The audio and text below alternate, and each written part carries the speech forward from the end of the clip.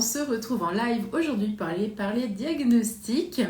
Je vais inviter d'ici quelques secondes Élise qui va nous rejoindre, qui elle aussi est concernée par la neuroatypie. On va faire le tour un petit peu de tout, les questions qui reviennent souvent dans nos différentes communautés autour du diagnostic. Donc c'est le moment. Si jamais vous arrivez, que vous avez des questions, n'hésitez pas à les mettre juste dans la discussion. On y répondra au fur et à mesure. Si vous avez besoin d'éclairage, s'il y a des choses qu'on dit qui vous posent question, n'hésitez pas. Quand je mettrai la vidéo en replay, vous pourrez aussi revenir poser toutes vos questions. Si vous nous écoutez en direct, donc allez-y pour les questions. Si vous nous écoutez en replay, même chose, n'hésitez pas. Vraiment, on est là pour continuer, même après le live, à répondre à vos interrogations. Il se peut que parfois je fasse une petite grimace. Je suis bloquée au niveau du haut du dos et il y a des fois où ça tire un petit peu.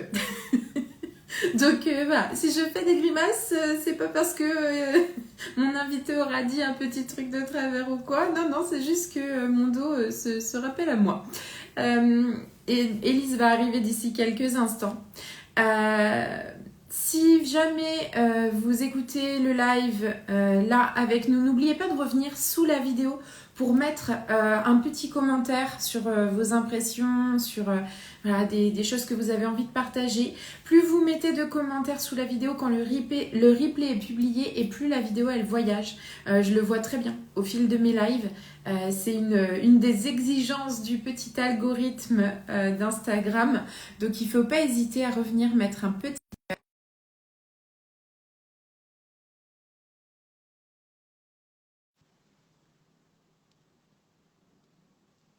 Alors normalement, je ne devrais plus être toute seule. Donc j'attends une petite minute. Hop là.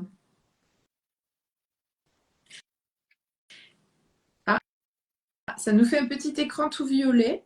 Ouais, je vois l'écran. Tu m'entends ou pas? Ouais, on t'entend. On est sur ton bon compte? Oui. Attends, qu'est-ce que c'est que ça? Qu'est-ce qui se passe? Pourquoi ça te fait tout violet? Va savoir. Alors, mais je te vois même pas en fait. Alors que tu me vois pas, ça peut arriver parce que Instagram depuis un moment bug et c'est arrivé sur deux des derniers lives que j'ai fait que la personne ne me voit pas. Est-ce que tu... Ah bah là on voit. Donc pourquoi ça fait violet? C'est au niveau de Je ta sais pas. caméra? Pourtant, j'ai enlevé, remis et la caméra est. Enfin, il n'y a pas de souci normalement Ça dessus. bouge. J'ai fait des Ouais. stories tout à l'heure. Oui, bah oui, Attends. on voyait. Non mais je suis con! Tu sais ce qu'est violet? Non mais attends, c'est mon support, ma Brita! Donc ça t'a mis à l'envers? Mais c'est complètement idiot. J'avais pas à lui mettre dans le bon sens. Non mais je disais, si je fais une grimace, c'est juste que j'ai le dos coincé, hein. Donc c'est pas que t'auras dit un truc qui va pas. C'est que par moment, ça me fait une espèce De toute façon, je te vois toujours pas. Ah ben voilà, bon bah comme ça tu verras pas si je fais des grimaces. Tant pis, c'est la catastrophe ce truc. Ça fait ça ça va faire ça sur 2 lives sur 10. D'accord. Enfin, Et du coup, on te verra quand même sur le replay? oui. Ok. Normalement, Putain, c'est dites-moi chelou. si vous me voyez, si vous m'entendez. Mais normalement, les gens me voient, m'entendent bien. Mais par contre, toi, tu me vois pas. C'est le bonheur. Tant pis, il paraît que je sais pas lire les émotions sur les gens, normalement. Bah écoute, déjà tu m'entends, c'est pas mal. Ce que je te propose, je commence par me présenter rapidement pour ceux qui nous rejoignent et qui... Ouais, tu vois, Béatrice nous le dit, elle nous voit toutes les deux. Donc Bon, bah, c'est ok, vraiment parfait. le bug principal du moment. Fallait bien qu'il nous en sorte un. Donc je me présente et puis après toi tu pourras te présenter suivant ce que tu as envie de dire. Donc moi c'est Nadège, je suis coach pour atypiques sensibles. Qu'est-ce que je mets là derrière? Clairement toutes les personnes qui au niveau des émotions sont chamboulées et toutes les personnes aussi qui ont un fonctionnement alors soit neurotypique, soit handicap ou une maladie chronique qui fait que ils ont besoin d'adapter leur environnement à leur mode de fonctionnement. Essentiellement ça va être ça va être j'ai un fonctionnement, je vois bien que je rentre pas dans les cases toutes faites qu'on m'a proposées. Comment je fais pour vivre avec ça sans me torturer? Sans trop me torturer, on sait très bien qu'on se torture quand même un tout petit peu régulièrement. Voilà. Je te laisse nous en dire un petit peu plus sur qui tu es. Ouais, Vraiment, sens-toi libre de dire ce que tu as envie de dire. ouais, ok. Bah, moi, je m'appelle Nastasia, donc me connaissez un petit peu sur les réseaux sous Élise Dulam. Donc j'ai plusieurs diagnostics qui ont été faits à l'âge adulte, donc TSA, TDAH et troubles borderline.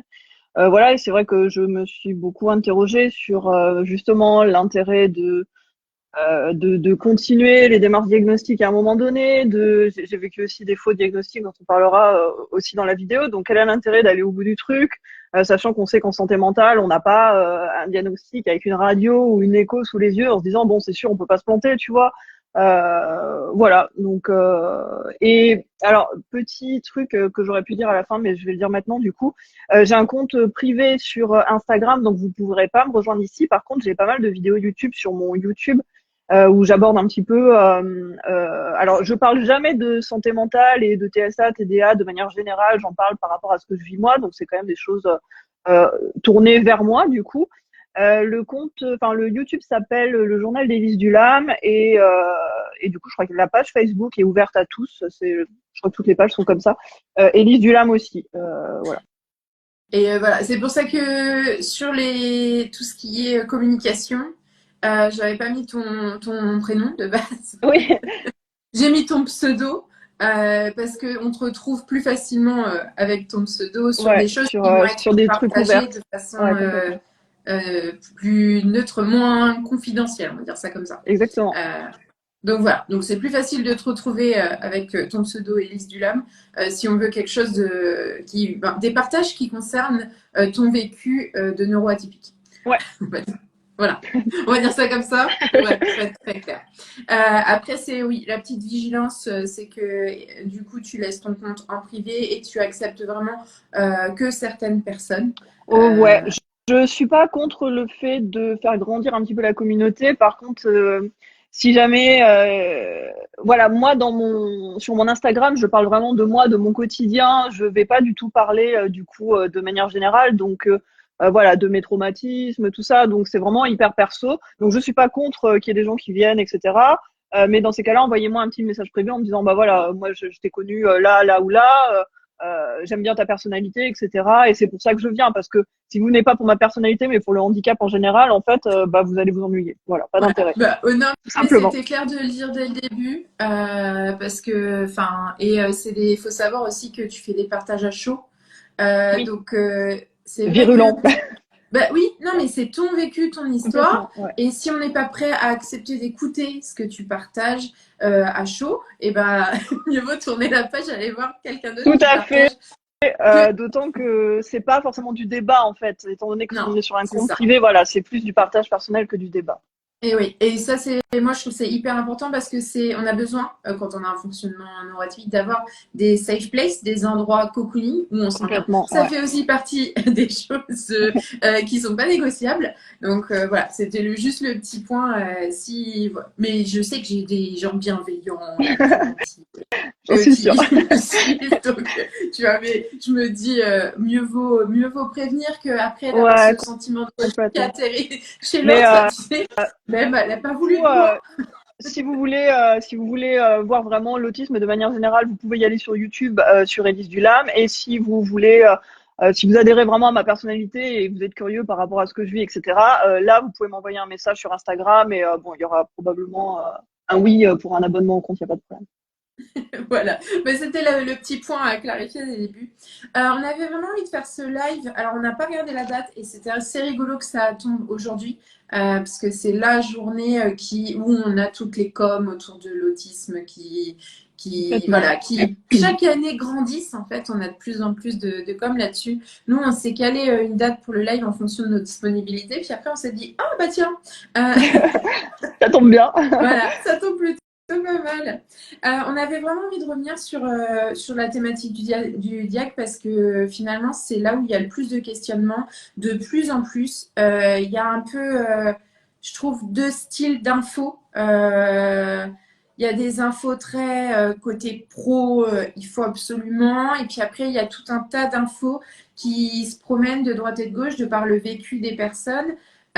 Et finalement, on avait vraiment envie de faire un point, de rassembler tout ça sous le prisme de ton vécu et aussi parce qu'on sait que toutes les deux, on est boulimiques d'infos et Du coup, On a de je quoi crois faire. que Ouais, on a ce point commun d'aller faire nos lectures peuvent être des comptes rendus d'études psycho-médicaux, j'en sais trop exactement. rien.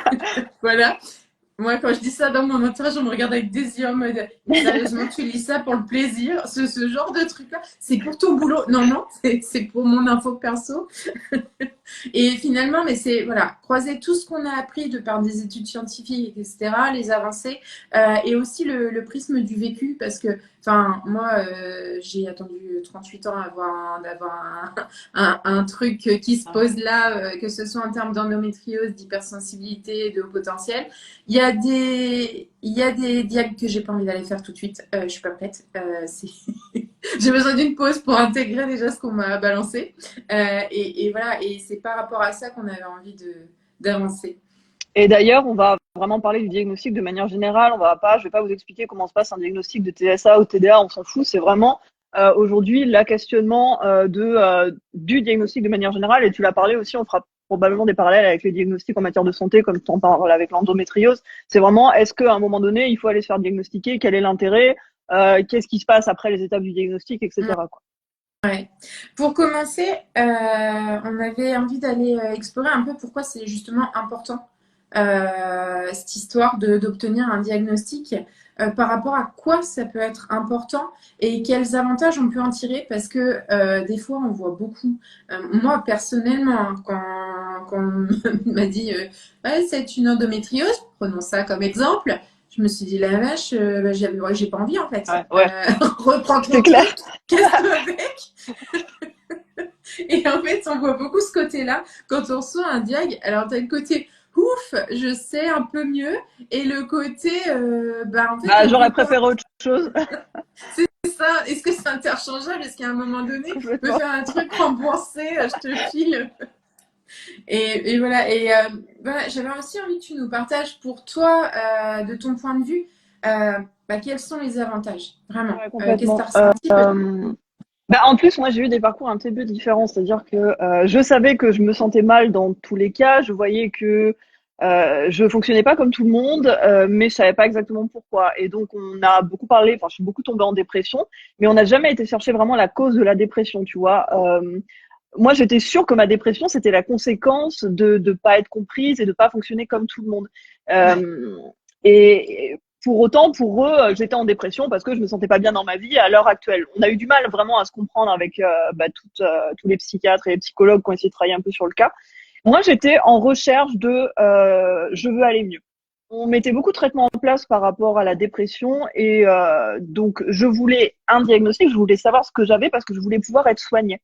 Et j'en parle et je sais que ça choque un peu, j'en ai un petit peu parlé sur YouTube, je disais que je jalousais à cette période, vraiment, je me sentais tellement mal, les gens qui obtenaient des diagnostics médicaux, mais genre hyper graves, genre ça y est, j'ai le cancer, ou ça y est, j'ai un truc...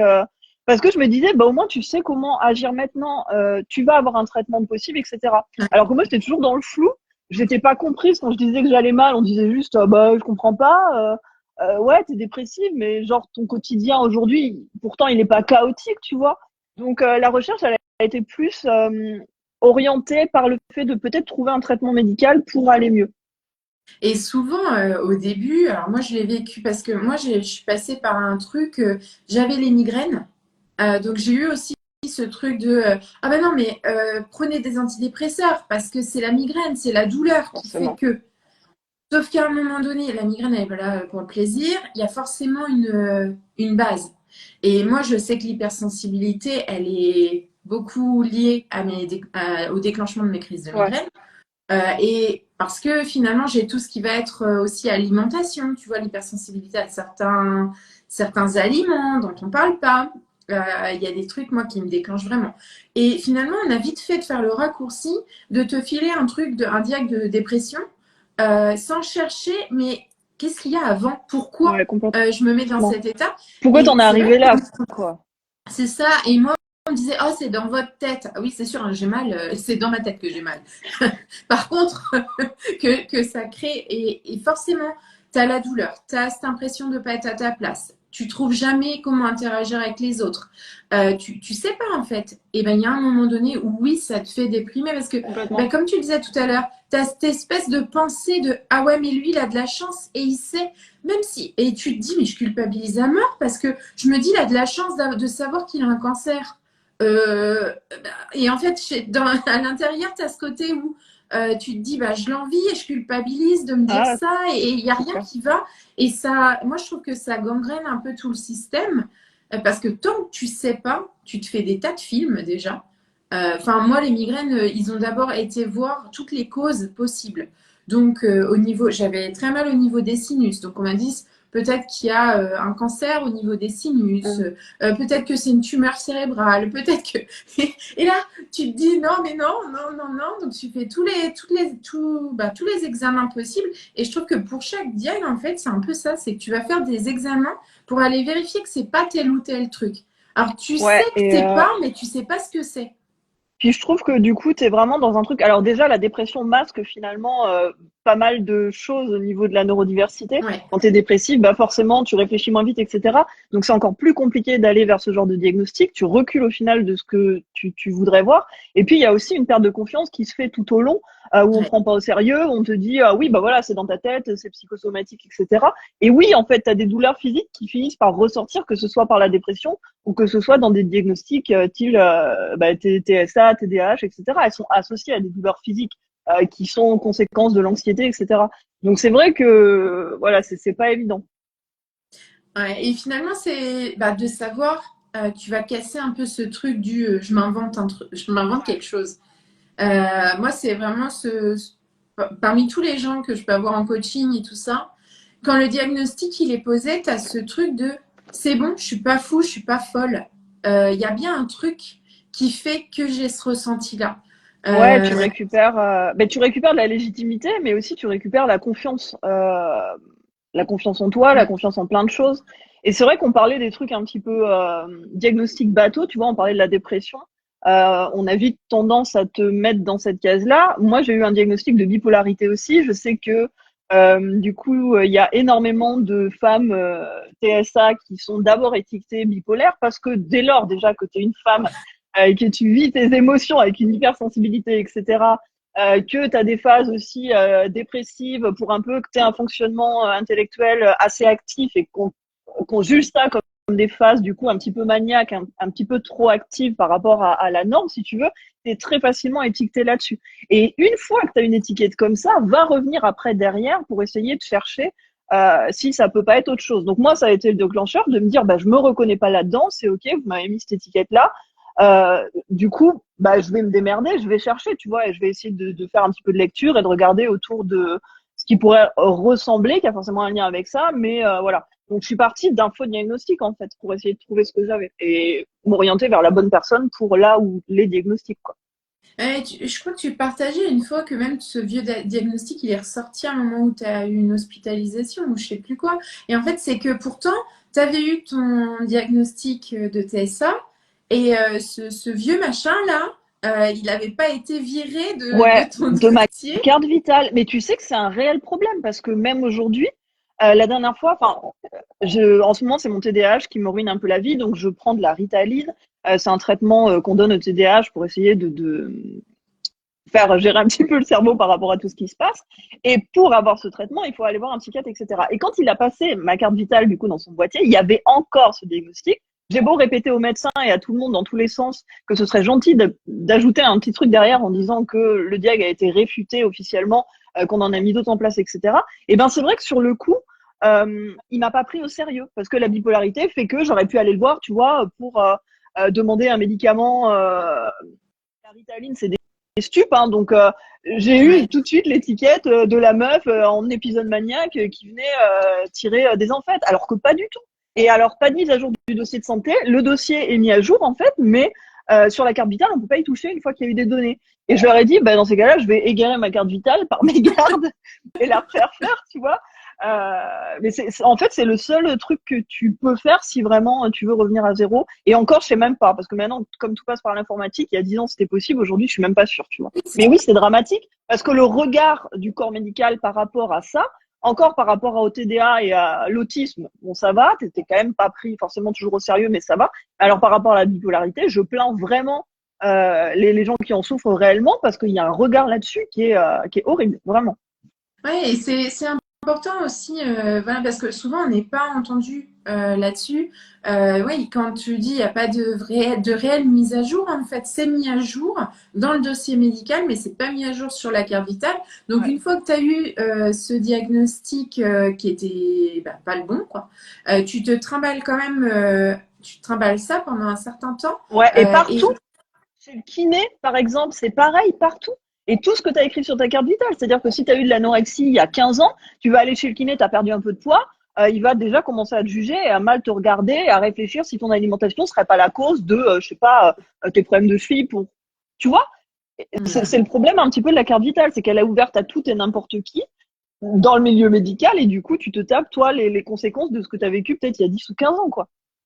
ouais, et moi je trouve que c'est un point hyper important aussi, c'est que parfois il vaut mieux aller peut-être aussi croiser les diagnostics tout de suite quand on sent que c'est pas juste pour nous. Alors des fois on a un travail d'acceptation à faire, ça c'est ok, mais il y a des fois on sait au fond de nous qu'il y a quelque chose qui va pas.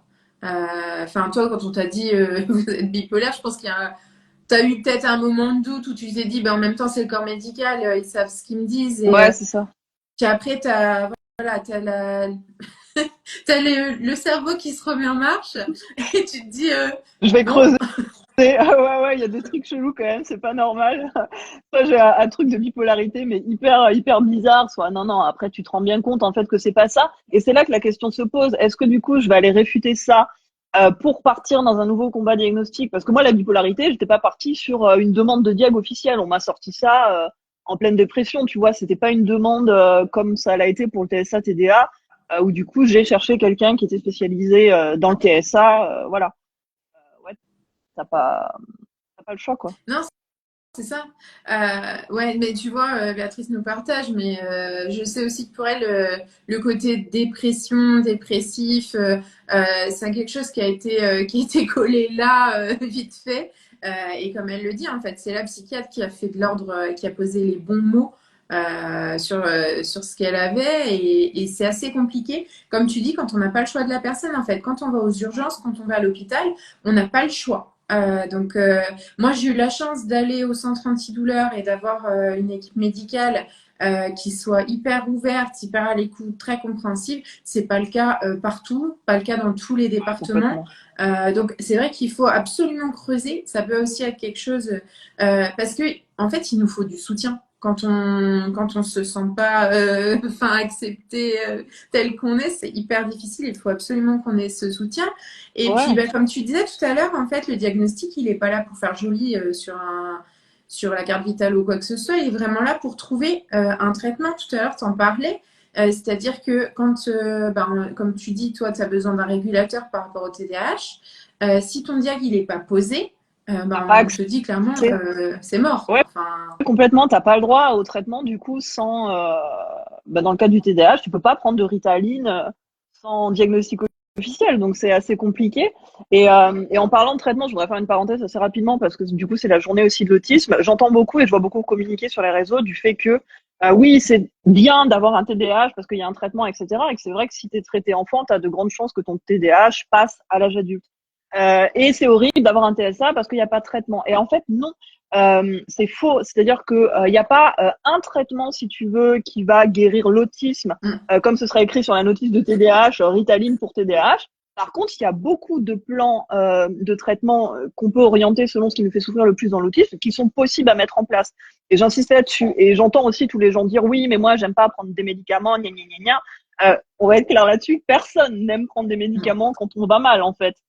Mais si t'en prends quand t'as 42 fièvres parce que t'as une grippe, tu peux aussi demander à avoir une aide, une béquille médicamenteuse pour ton TSA si vraiment ça devient euh, enfer au point de ne plus être en capacité de travailler, de plus pouvoir gérer tes gosses ou ta vie de famille, etc. Donc ça existe. Voilà, c'était la petite Oui, parenthèse. non, Oui, mais il c'est y a des hyper traitements important. pour ça.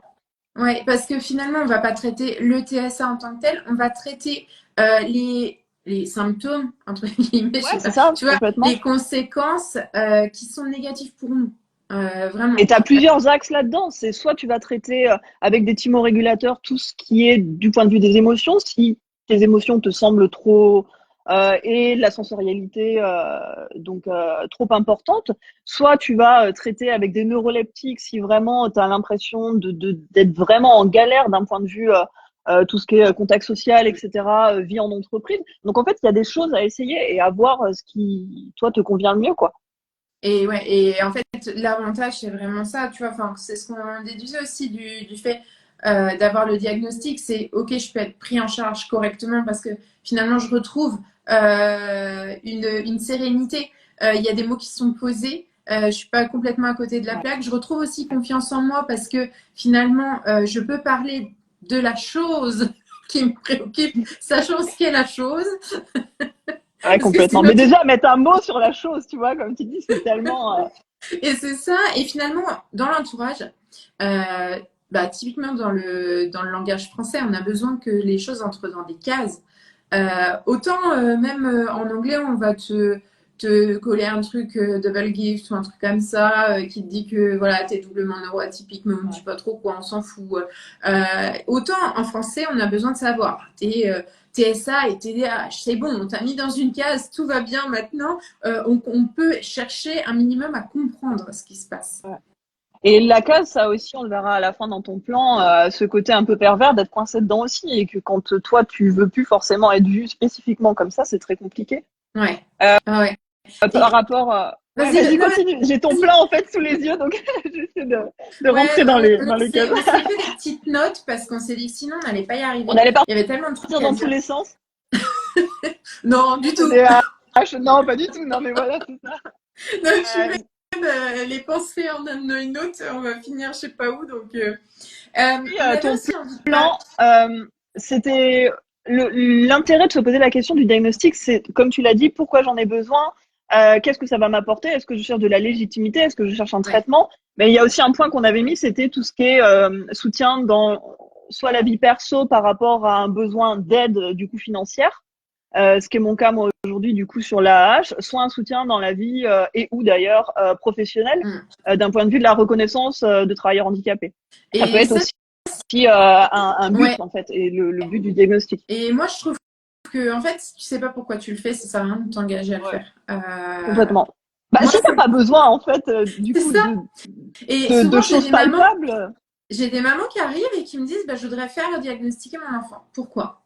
Si c'est parce qu'à l'école ça va pas bien, qu'il trouve pas sa place, qu'il a des difficultés, qu'il a besoin d'aide Il a matérielle, besoin d'un PP truc là, d'un d'un plan PPR, PPS. PPS, je sais plus, il change de nom tous les Non, quatre c'est matins ça. celui-là.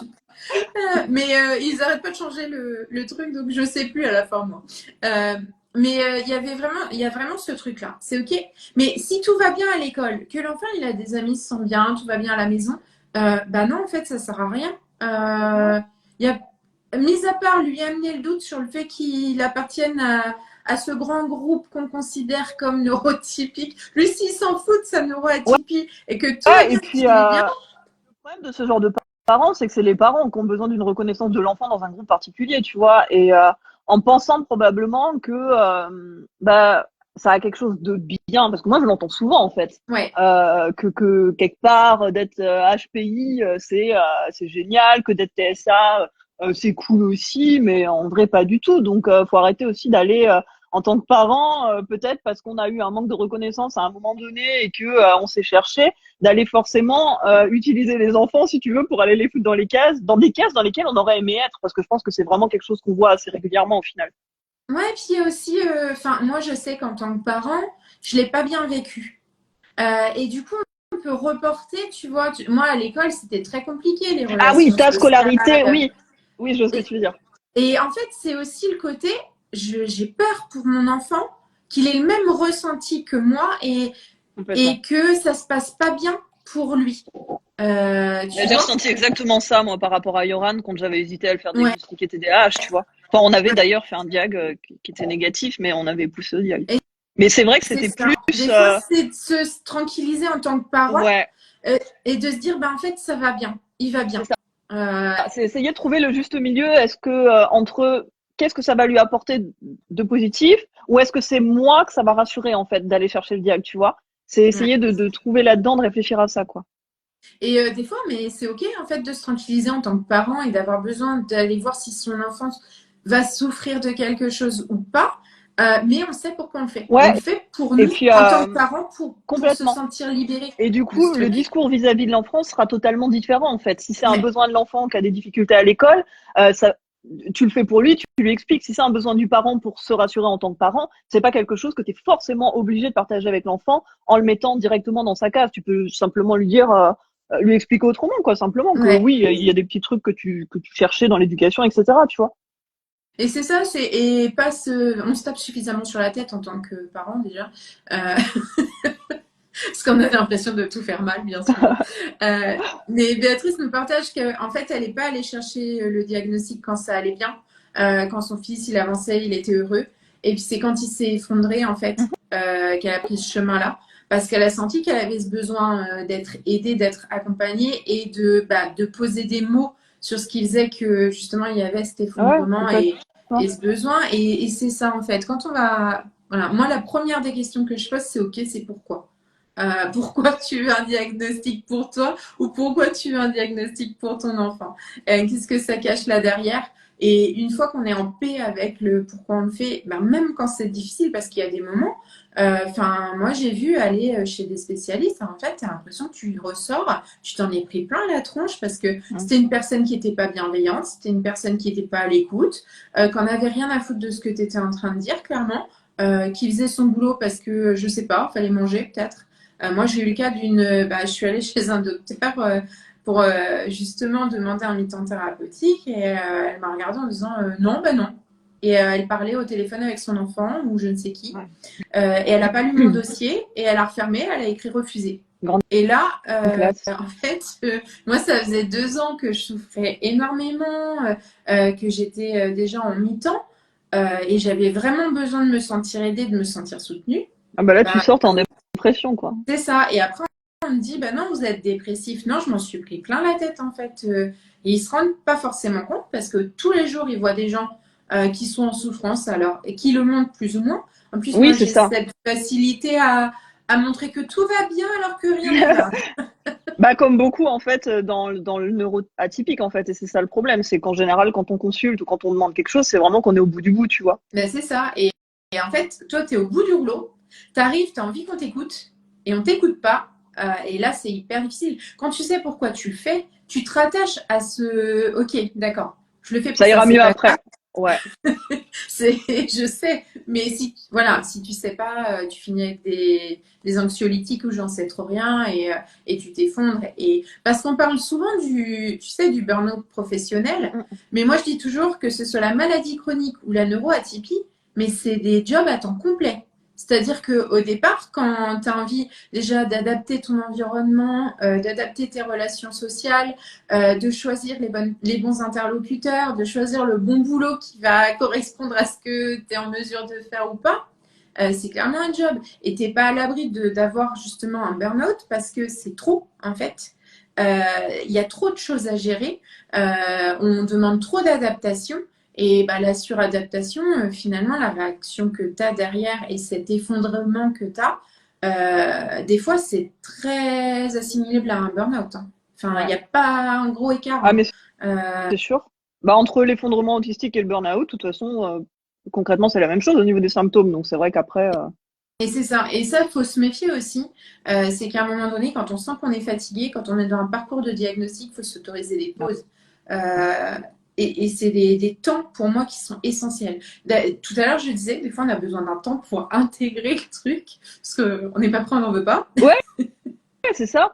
Mais tu vois, tu parles du temps justement diagnostic. Ça peut être aussi une réflexion que tu t'es posée dans l'enfance ou que tes parents se sont posés, que tu t'es reposé un petit peu à l'adolescence, mais où t'as pas été forcément jusqu'au diag parce que bah, pas besoin par rapport à l'école, pas besoin par rapport à la scolarité, etc. Qu'est-ce qui t'empêchera à l'âge adulte après, toi, de te dire, bah écoute, mes parents l'ont pas fait parce qu'il n'y avait pas besoin pour moi à l'époque. Moi, si j'ai envie maintenant à 25 ou 30 ans de me faire diagnostiquer pour vraiment savoir où je vais, bah je le fais. C'est vraiment quelque chose, un cheminement qui peut être hyper long sur le long terme. Comme tu peux très bien te faire diagnostiquer, je sais pas, moi je l'ai fait sur le tard, mais du coup c'est assez récent, même si j'ai quand même, ça commence à faire 2018, 19, 21, ouais, ça fait 6 ans, 7 ans. Au début de mon diagnostic, je ne me considérais que par mon autisme, tu vois, et au fil du temps, je me suis tellement éloignée de ça que parfois j'en oublie même que j'ai ce diag-là et que je suis TSA. Donc les démarches, c'est vraiment, faut prendre son temps dans le temps, faut y aller au rythme où on veut, on l'utilise quand on veut, etc. C'est pas des choses, voilà, il y a le temps. Ouais. Et puis, enfin, après, on en parlait aussi, mais tu vois, il y a ce côté, quel est le choix que je fais? Est-ce que je commence par aller voir ce qui se fait dans le public? Et puis, si ça va pas, est-ce que je me redirige vers le privé ou... Et il y a toute cette réflexion-là, et ça, moi, pour moi, ça demande du temps. Euh, Ouais.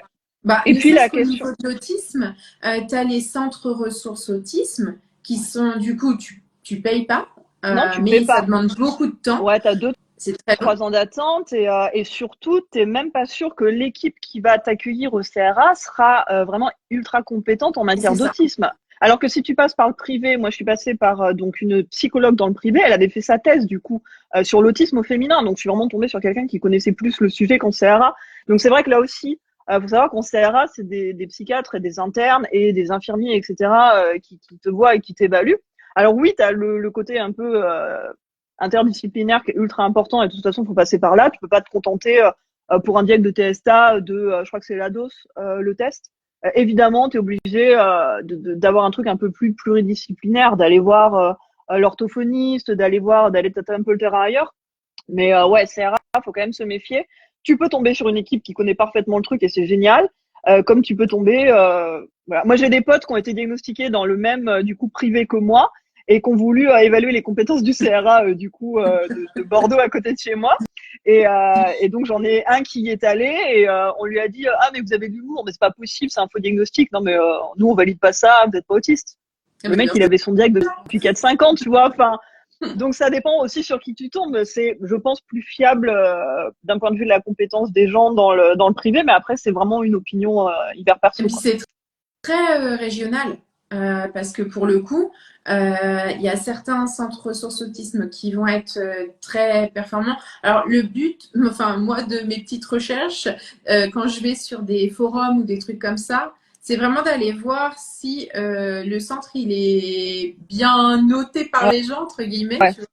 Les retours sont bons, le respect, l'écoute, etc. En général, les gens ils échangent vite. Hein. Quand il y a un centre qui est pas tip top, tu le vois très vite ouais, sur tu le vois vite les forums d'échange et tout ça. Ça peut parce que être c'est important. très intéressant d'aller voir pour pas se fatiguer aussi et pas s'épuiser à se diriger vers un lieu qui finalement va rien nous apporter. Alors certes, Bah, c'est pas après, payant, ouais, c'est pas mais payant. Mais tu vois, par exemple, pour les enfants qui ont besoin de diagnostic, je pense que le CRA est plus compétent oui. en matière d'autisme infantile que d'autisme adulte. En fait, ils sont pas spécialisés par rapport à ça, quoi. Bah, après, il y a Après, bah, aussi les délais font que, bah, putain, 3 ans, quand t'as un gosse qui a des besoins particuliers à l'école, c'est compliqué aussi. Donc, c'est toujours, voilà, trouver le pour et le contre. Sachant qu'un diag dans le public, c'est gratuit. Un diag dans le privé, t'es entre, avec l'inflation, je pense que t'es autour de 500 balles aujourd'hui, ouais, quoi. j'allais dire dans les 400, 500. Ouais, Euh, moi, j'ai payé 350, je crois, à ouais, l'époque, ouais. avec la partie orthophonie qui était remboursée, quelques parties dans le pluridisciplinaire qui étaient remboursées, mais ça a bien augmenté. Je pense que faut avoir une enveloppe, en tout cas, de 500 balles quand tu veux chercher ce que Ouais. t'as, quoi. Bah après, enfin voilà, c'est Béatrice nous disait le CRA c'est pas forcément un gage de compétences. Elle nous dit c'est assez problématique et puis bah le privé, en fait c'est parfait si tu trouves un thérapeute qui est formé, qui est sensibilité C'est aux ça. neurodivergences. Et en fait c'est ça. De toute façon, l'adulte, il a aussi son vécu. Il a appris à faire avec. Moi, je le vois, enfin, avec les troubles dyslexiques, par exemple, les adultes qui ont une dyslexie, ils ont leur méthode hein, pour Ouais, camoufler le ils fait qu'ils soient se sont dyslexiques. adaptés, Mais ouais, oui, totalement, quoi. et dans tous les troubles, en fait, tu trouves des trucs. Donc forcément, ça se voit moins. Ouais, ça se voit Toi, moins et c'est le côté pervers du truc en fait parce que bah, la personne que tu as en face de toi, si elle n'est pas spécialisée, elle va voir la personne adaptée ou elle va voir la personne sous la couche d'adaptation, tu vois. Dans ouais. tous les cas, que ce soit la dyslexie ou autre. Hein. Ben, Béatrice nous dit, tu vois, on est à 500 euros actuellement dans le privé. Ah bah tu vois, ouais, Ouais, ça m'étonne pas. Et si tu es sur le bon truc, parce que là, tu vois, moi, j'ai passé le TSA, j'étais à 350. J'ai reçu le TDAH, du coup, un petit peu plus tard. Si j'avais passé le TDAH aujourd'hui, je serais autour des 350 balles. Imagine, j'aurais pas été TSA, on m'aurait filé le truc en me disant, bah non, j'aurais quand même payé 350 balles et je serais allé ailleurs pour avoir enfin, tu t'en sors après à des trucs à 1000 balles. C'est quand même dingue pour avoir un diagnostic. Ouais. Et c'est là, ouais, bah, c'est hyper important d'avoir un spécialiste qui va être capable de déceler qu'on est en suradaptation et d'aller creuser plus loin Ouais. Que que la l'enveloppe, simple apparence qu'on donne. Et c'est ce qui est plus dur et c'est aussi pour ça que dans les CRA, ils sont plus aptes à détecter chez l'enfant parce que l'enfant, il n'a pas il encore est toute pas cette encore carapace. adapté. Ouais. Il a encore son fonctionnement de base et du coup, bah, c'est beaucoup plus facile. Enfin, de toute façon, c'est aussi pour ça que toi, bien sûr, les gens vont te dire, ben non, t'es pas TSA, n'importe quoi, Mm. tu ressembles pas à une autiste, ça, ce truc, on l'entend. Tu sais que quand j'ai fait mon dossier MDPH, quand même, ça me fait toujours rire, mais on m'a demandé d'enlever ma photo. J'avais une photo sur mon CV et l'assistante sociale m'a dit non, non, mais t'enlèves cette photo, t'étais beaucoup trop jolie sur cette photo, quoi. Ah, Et c'est vrai que sur le coup, ça m'a choqué en fait. Je lui dis mais quoi? Elle me dit non, non, mais déjà que t'es très adaptée, que t'as fait énormément d'études. Elle me dit si tu mets une photo comme ça, sûr, on te prend pas pour une handicapée, ça passe pas en fait. Et c'est c'est une rigolo sur le catastrophe. coup, mais c'est catastrophique. Et c'est vrai, dans le truc, c'est tellement vrai. Donc j'ai sorti ma photo et j'ai enlevé ma thèse de mon CV, tu vois. Je m'en suis tenue au master. Mais on en est à un point où aujourd'hui la société est conditionnée comme ça. T'es TSA, t'as un handicap, t'es pas censé faire des études, t'es pas censé t'apprêter ou essayer de ressembler à quelque chose. Ou voilà, t'as encore la tête de l'handicapé qui va avoir une tête d'handicapé. Déjà, ça veut Bah, rien dire, tu vois. non, C'est complètement ouf, quoi. non, c'est ça qui est fou, c'est que d'un côté, on te demande de t'adapter, de te suradapter pour pouvoir appartenir à la société, puis de l'autre côté, on te Complètement. dit non, mais pas trop quand C'est même. trop. Voilà. Bon, bah, maintenant que t'es adapté, on va plus se faire chier, t'as plus besoin de rien, t'as réussi, c'est bon. T'es là, ouais, mais attends, j'ai fait ça un quart d'heure dans ma journée. Il y en a 24 quand même. C'est, Euh, Et il y a un truc dont tu parles aussi qui est hyper important, là, je vois dans le plan, c'est l'effet Barnum. oui, c'est ce que j'allais dire. Euh, En fait, quand j'ai découvert, donc moi, il y a eu le diagnostic de bipolarité et ensuite, donc il y a eu un diagnostic de trouble borderline qui a fait sauter le diagnostic de bipolarité. Et on a quand même été chercher sur la neurodiversité parce que le borderline, c'est un diagnostic par rapport à un traumatisme qu'on vit pendant l'enfance, alors que la plupart des troubles neuro comme le HPI, le TSA, sont des troubles, on est avec, on meurt avec. Le borderline, c'est un diagnostic qui apparaît suite du coup à un traumatisme comme pourrait être le. Donc déjà, c'est des symptômes assez communs. Donc c'est assez compliqué aussi de trouver si c'est quelque chose de naissance, si c'est quelque chose.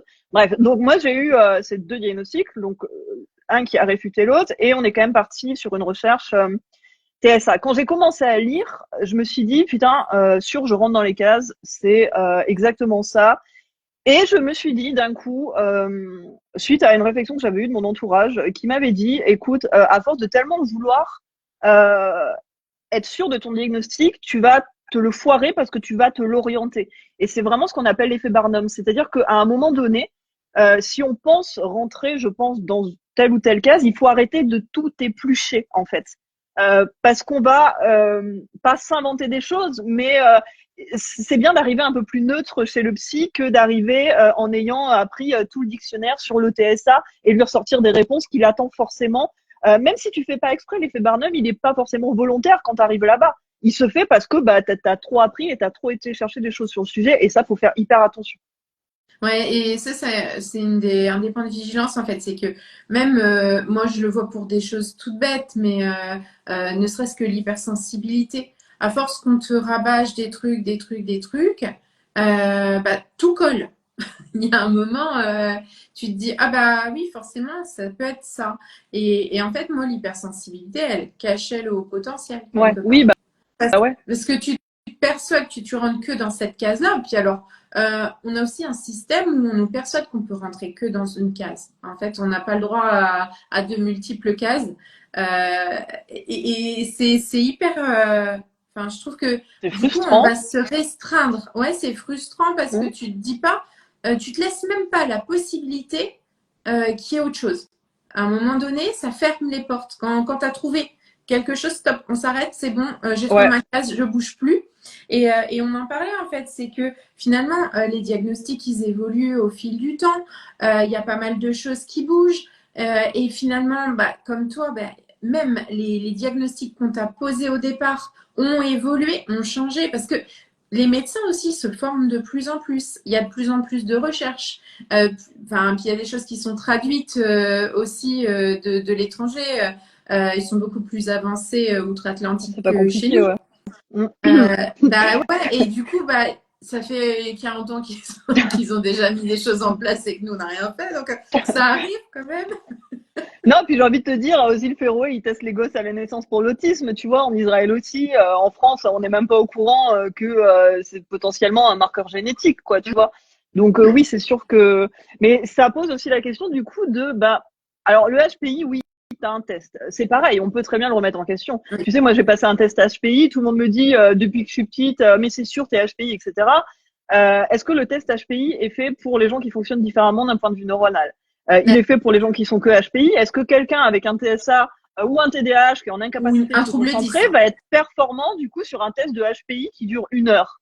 Et quelqu'un qui a un trouble 10 ou quelqu'un qui est anxieux, qui a des troubles anxieux, Complètement, ça fonctionne complètement. pas. Alors, on te dit, après, t'as un profil qui est pas Bah, c'est hétérogène. ce que j'ai eu. Ah bah tiens, je peux Oui. pas vous dire oui ou non. Alors si je fais la moyenne, ce serait plutôt non. Mais comme l'écart truc, il est trop grand parce qu'on est de 80 à 150, bah je peux pas vous dire en fait. Il faudra un autre test. Mais voilà, donc même celui-là, si tu veux, c'est pour moi pourtant le plus fiable en apparence parce que c'est un test voilà, avec des chiffres, etc. Et pour autant, il est remis en cause. Donc c'est vrai que je comprends que le diagnostic de TSA ou TDAH soit potentiellement remis en cause. Mais il faut savoir qu'avec l'évolution de la médecine, qui te dit que dans 15 ans, on n'aura pas des tests génétiques ou autres qui pourraient nous dire oui ou non directement, une IRM peut-être cérébrale bien plus performante qui pourrait vous dire oui, c'est certain, en fait, on le voit à l'IRM, vous avez tel ou tel truc.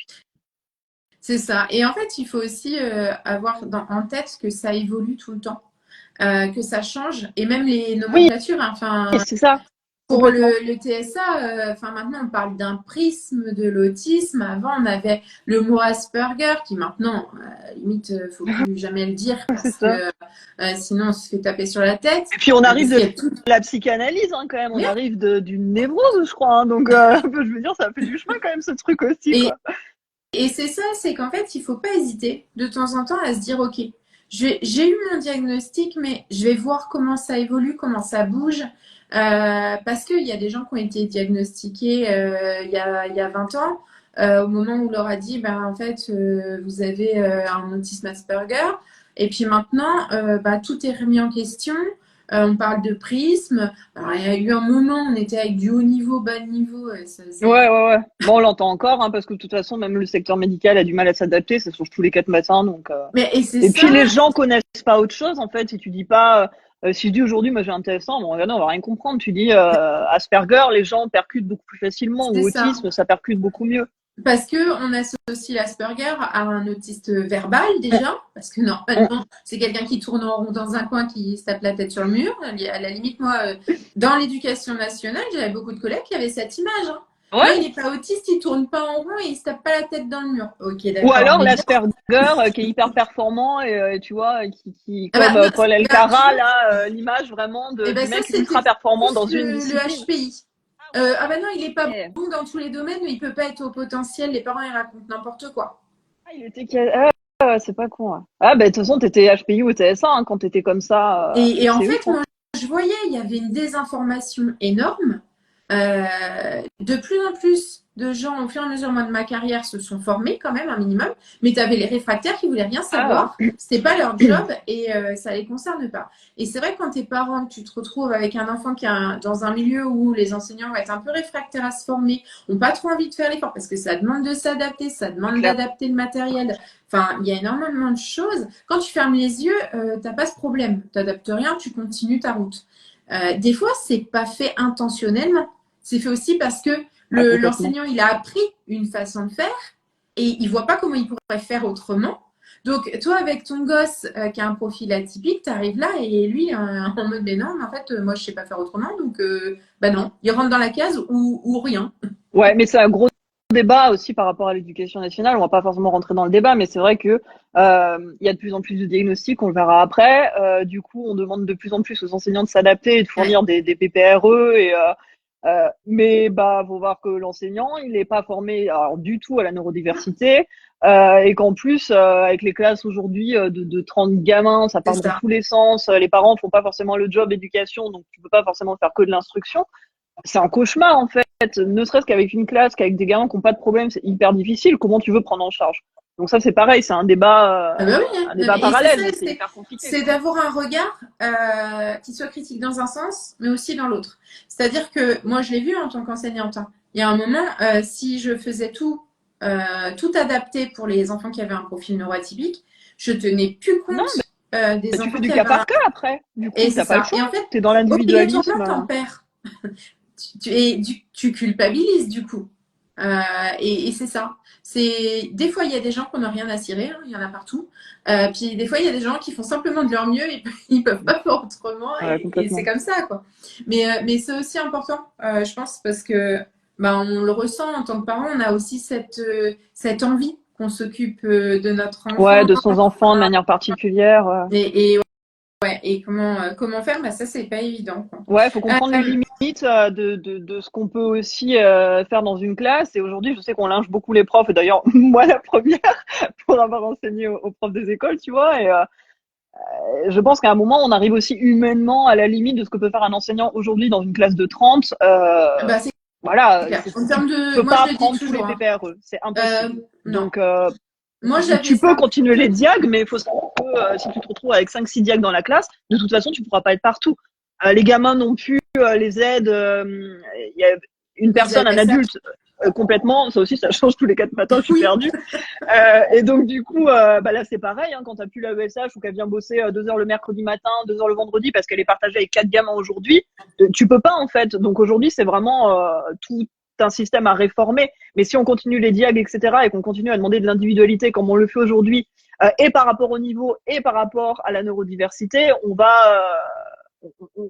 ça explose, en fait, ça marche plus, quoi.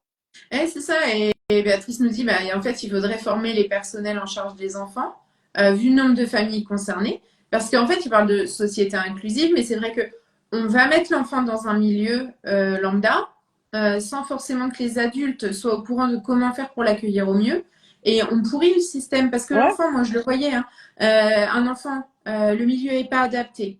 Bah, il est pas bien, il est en stress, donc il a des réactions de défense. C'est son système de défense qui se met en Ouais, route. Donc, bah, il pète complètement. des plombs.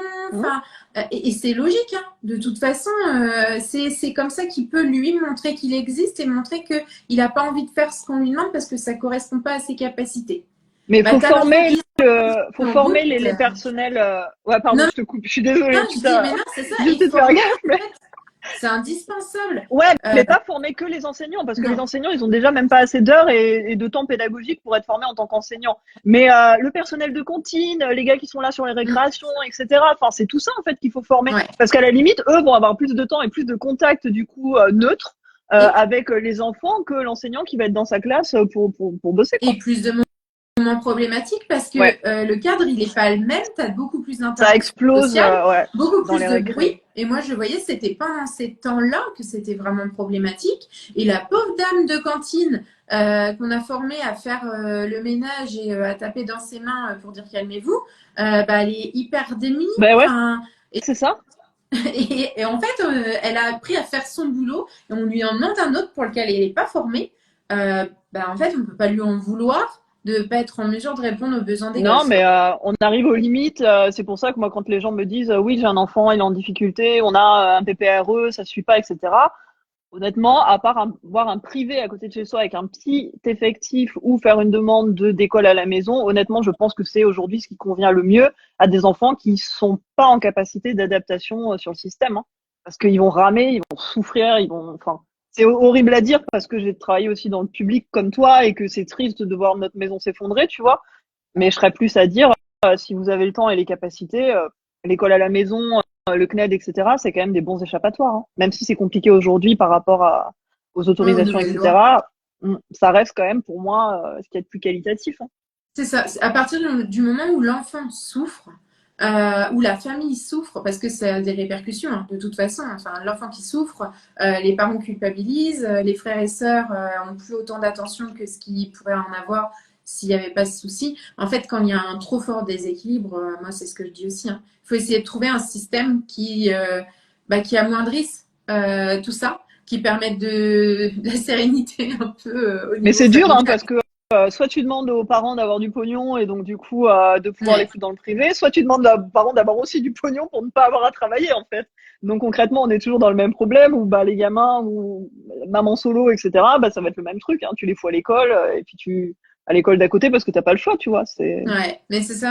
Mais ouais, mais ça reste toujours un questionnement enfin, moi je me dis, j'ai hâte de voir aussi dans les années à venir comment ça va évoluer. ouais, Enfin, complètement. il y a des choses qui sont faites au fur et à mesure, il y a des essais-erreurs, mais comme pour tout, de toute façon. Donc, je vois l'heure qui passe. On avait aussi envie de parler de tout ce qui était justement, parce que les erreurs de diagnostic, on en a parlé, hein, les Ouais, conséquences aussi, ouais. mais surtout ce qui était opposition de symptômes, tu sais, C'est ce que j'allais proximité, te dire. quand tu as des doubles diagnostics, mais Ouais, que ça rentre pas dans les cases. exactement. C'est-à-dire que, Parce qu'en fait, ouais, pour valider un diagnostic, il faut savoir que, par exemple, tu vas avoir 10 cases. Si tu en coches que 8, tu peux peut-être valider le diagnostic.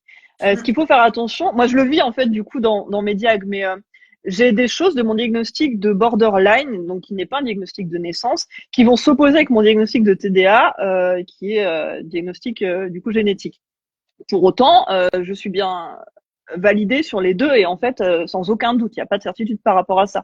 Et ça aussi, il faut le prendre en compte en fait, que parfois on peut avoir deux diagnostics en rentrant, on va dire 8 cases sur 10, mais que parmi les choses, on va avoir des choses opposées. Je vais donner un exemple concret. Tu vois, dans le TDAH, on est censé, enfin, on l'est très attaché au quotidien. Il faut des routines, il faut pas de changement, etc. Moi, dans mon trouble borderline, j'ai besoin de recommencer les choses et d'avoir du changement, de changer mes meubles de place, de changer, de prendre mes affaires, de me barrer et de louer un nouvel appartement ailleurs dans une ville que je connais pas, etc. Et en fait, c'est compliqué parce qu'on m'a toujours dit soit t'es l'un, soit t'es l'autre, mais tu peux pas être ETSA et borderline. C'est vrai que c'est assez rare. Mais au final, tu peux. Et ça, c'est un exemple parmi tant d'autres. Et une fois que tu le comprends, tu comprends aussi que tu as des parties de toi qui vont être plus borderline et des parties de toi qui vont être plus dans le contrôle. Et c'est pas forcément les mêmes, tu vois. En vacances, je peux être plus borderline. À la maison, plus on dans le rigolait contrôle. parce qu'on disait qu'on pourrait partir ensemble. Tu sais, que le truc, moi, il faut que ce soit hyper. Je prépare en fait de façon à être sereine une fois arrivée. Moi, j'ai besoin de savoir dans quelles conditions je vais me retrouver. Euh, Pour Parce après que lâcher un peu, c'est justement, ça. tu vois. Ouais. Ah bah oui, mais moi, je vais jusqu'à faire la liste de ce qu'on va manger, hein. Ouais, non, mais pareil, je fais les courses avant de partir et tout. Mais tu te dis, une fois que c'est fait, en fait, tu vas te faire chier pendant 3 semaines parce que ouais, c'est hyper usant, c'est fatigant, etc. Mais quand tu arrives là-bas, bah, t'as plus qu'à lire C'est le ça. programme, en fait. Au final, c'est hyper facile. Les gens, ça les stresse de ouf parce que pour eux, t'es en vacances, t'es censé, voilà, tu te mets une journée open bar où voilà, il y a rien de prévu et puis le reste, c'est de, Ah ouais, mais tu te vis autiste et borderline. Attends, je lis la question. Alors, mon diag qui a été révoqué, c'est le diag de bipolarité. Il a été révoqué au tout début. Quand il a été révoqué, sans que je demande quoi que ce soit, on m'a posé un diag borderline par rapport à des traumas que j'avais eu pendant l'enfance. Mais en même temps, quand j'ai lu le diag borderline, bon, je rentrais dans toutes les cases. J'étais suivie par une psy qui avait fait du coup sa thèse sur le trouble borderline et qui me disait il y a peut-être quelque chose à faire quand même du côté des vrais troubles neuro de ceux de naissance du coup.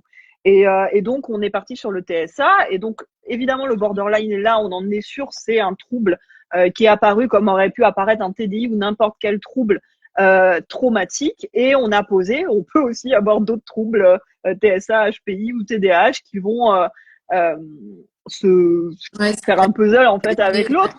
La difficulté, c'est que évidemment, bah, dans les troubles de naissance et les troubles du coup génétiques, pardon, dans les troubles oui de naissance et les environnementaux troubles un peu. traumatiques, ouais complètement environnementaux, etc. Eh bien, on a souvent en fait des trucs qui s'opposent.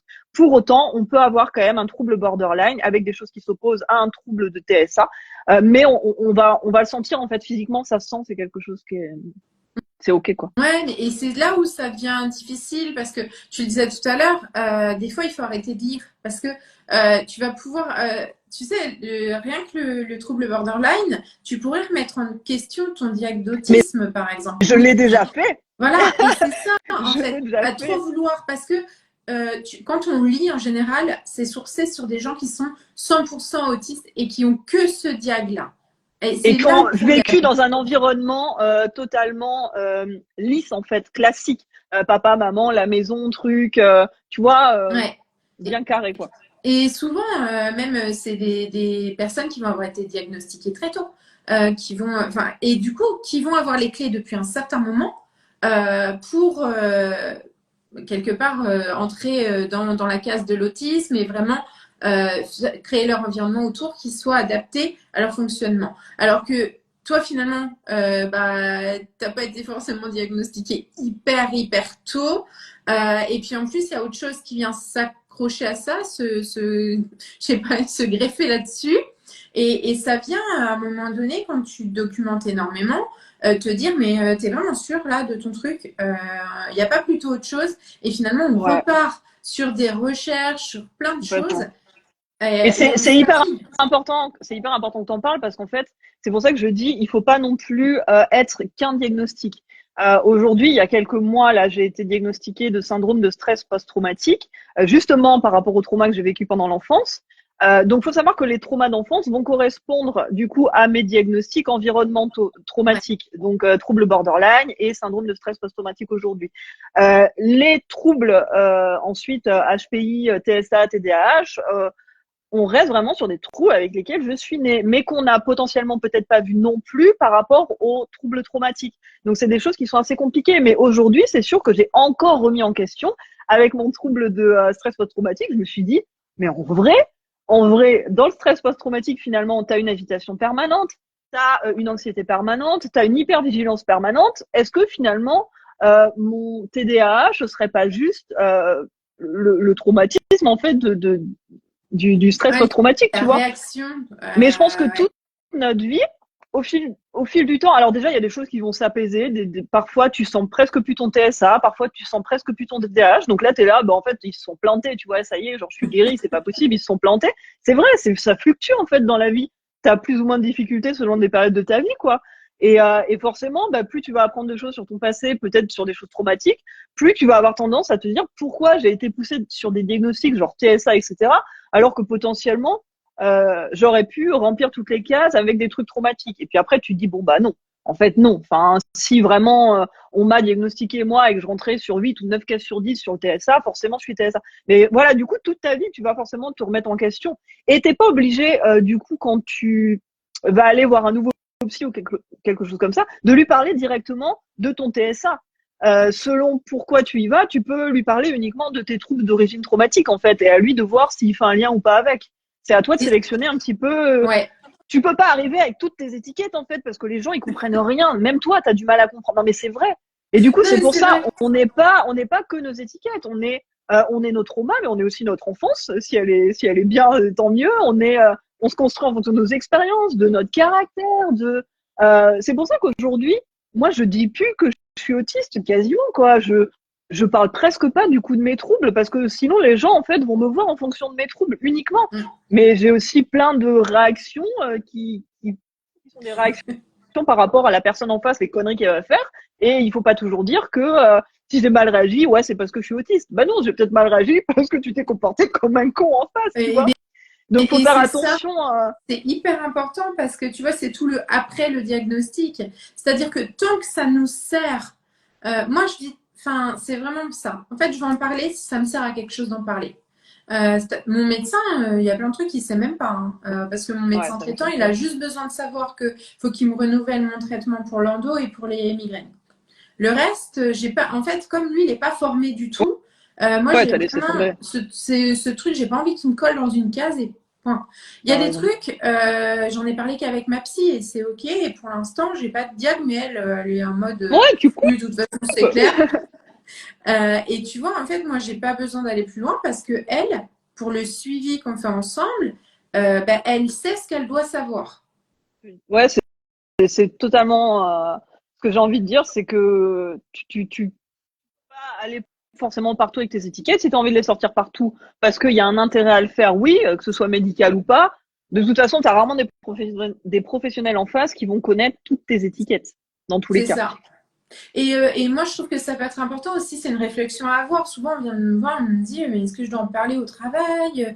Et ça, on avait fait un live, je ne sais pas si tu te souviens, mais avec Mathieu Beaulieu qui a écrit un bouquin, justement. Oui, oui, oui.